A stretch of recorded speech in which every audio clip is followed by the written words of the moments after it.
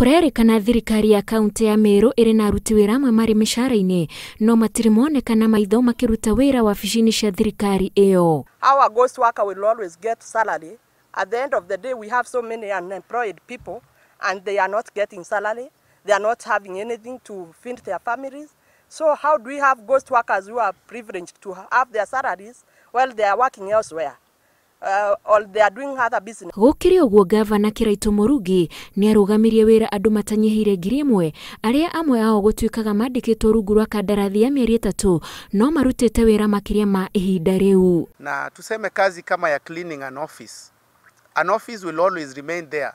Hakuna haja ya mtu ajiriwe kama casual kufagia ofisi kwa miaka 10 bado wewe ni casual. Ikinyari unere tuthurite mawoni matiganite gatagati ka MCs a Meru amwe makinyita mbaru na angi makiregana nario. We are not in support of casuals going home. In fact, the legal interpretation of a casual is somebody who is employed on a daily basis, who is earning on a daily basis. No one is against the county government.